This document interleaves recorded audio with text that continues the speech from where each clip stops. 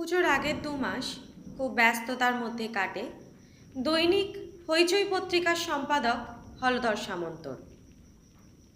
Little magazine নিয়ে জীবন শুরু করেছিলেন একসময়, তারপর আস্তে আস্তে বড় কাগজের সঙ্গে যুক্ত হওয়া, তারপর একসময় সম্পাদকের দায়িত্ব নেওয়া।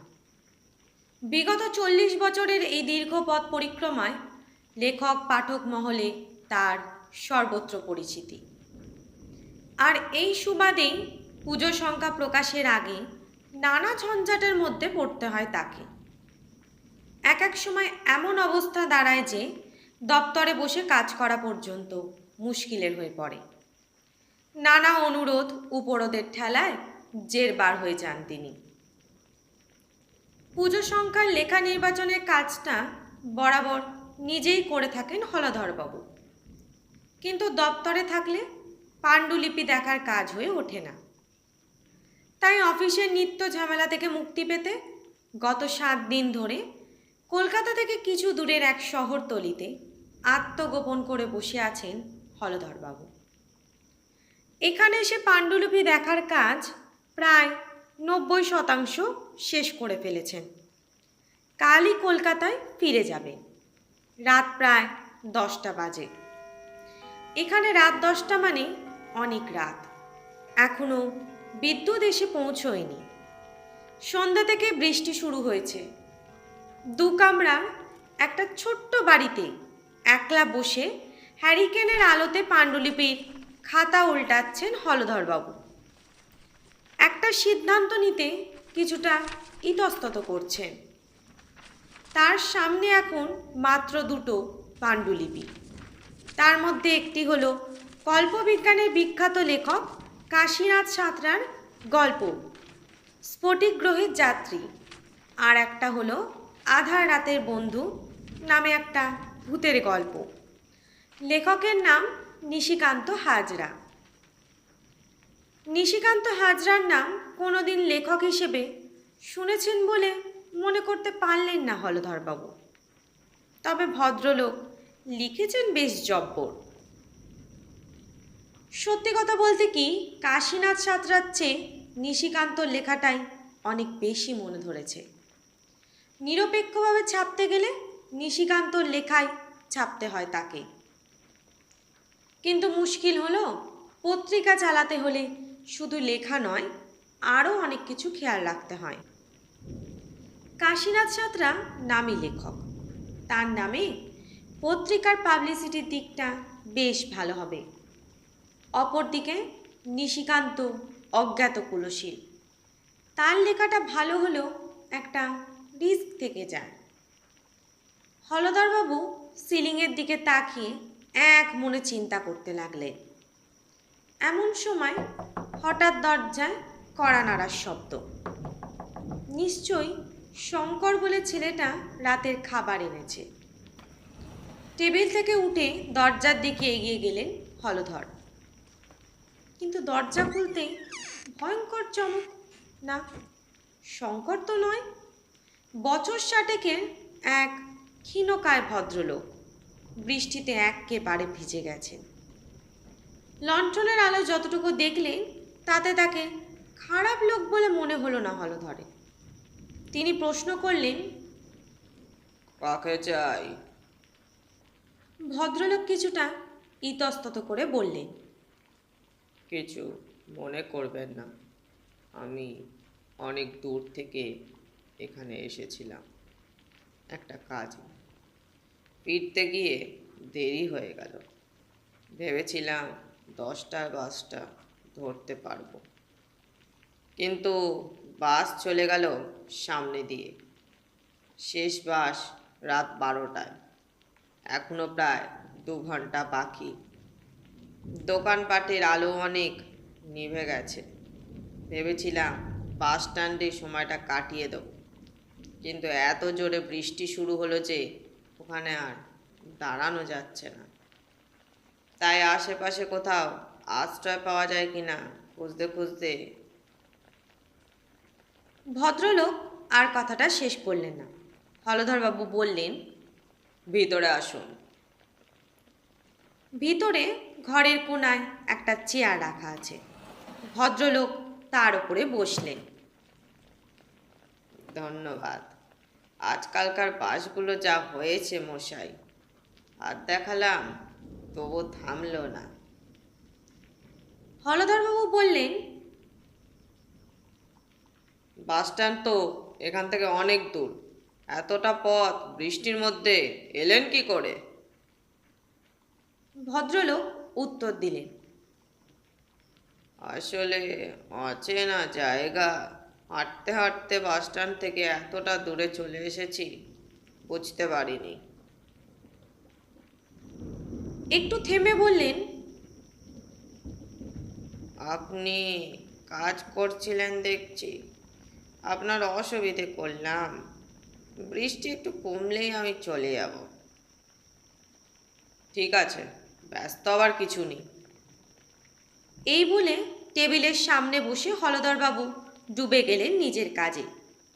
যে কোনো একটা লেখাকে নির্বাচন করতে হবে, দুটো লেখা ছাপবার মতো জায়গা নেই। বাইরে বৃষ্টি আরও জোরে শুরু হয়েছে। হলধরবাবু শেষ পর্যন্ত সিদ্ধান্ত নিলেন কাশীনাথ সাঁতরার লেখাটাই তিনি ছাপাবেন। কাশীনাথ বাবুকে চটিয়ে লাভ নেই।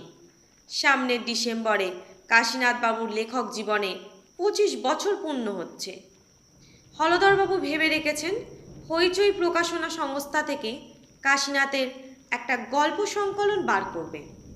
বইয়ের নামটাও মনে মনে ঠিক করে ফেলেছেন, 25 বছরের শ্রেষ্ঠ কল্পবিজ্ঞানের গল্প। পাণ্ডুলিপির ওপর মনোনীত কথাটা লিখতে যাবেন, এমন সময় চেয়ারে বসা ভদ্রলোক হঠাৎ উঠে বললেন, যদি কিছু মনে না করেন তাহলে একটা কথা বলি। হলধরবাবু গলার শব্দ পেয়ে প্রথমে চমকে গিয়েছিলেন। অনেকক্ষণ কেটে গেছে এর মধ্যে। চিন্তাভাবনা থাকার জন্য ভদ্রলোকের উপস্থিতি ভুলতে বসেছিলেন। তিনি বললেন, হ্যাঁ বলুন। ভদ্রলোক বললেন, ভূতের গল্প বলে কি লেখাটা বাদ হলো? হলধর একটু আশ্চর্য হলেন। ভদ্রলোক জানলেন কি করে যে নিশিকান্তর লেখাটা তিনি মনোনীত করেননি?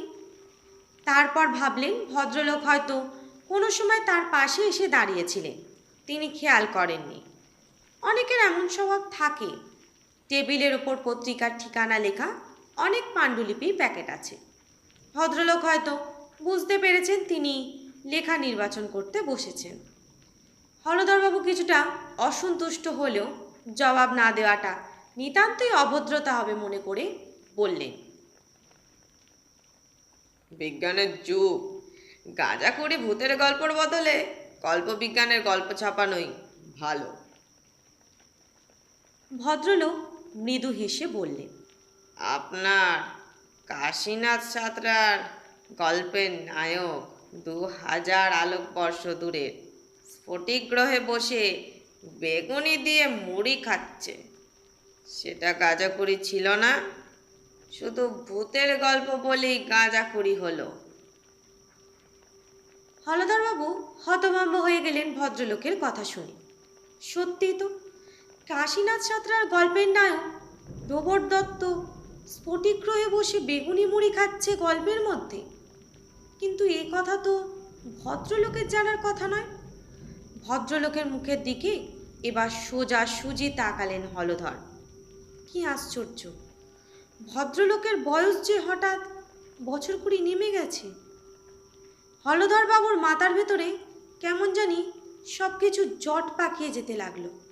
বুকের ভেতর যেন হাতুড়ি পেটাচ্ছে কে। হলধরবাবু মনের সব জোর একত্রিত করে বললেন, আপনি কে? এত কিছু জানলেন কি করে? ভদ্রলোক বললেন, আমি জানি, কিন্তু আমার প্রথম প্রশ্নের উত্তরটা এখনো পেলাম না। হলধরের সমস্ত চিন্তা আস্তে আস্তে যেন লোকটার নিয়ন্ত্রণে চলে যাচ্ছে। আপ্রাণ চেষ্টা করেও যেন নিজের মনের ওপর নিয়ন্ত্রণ রাখতে পারছেন না।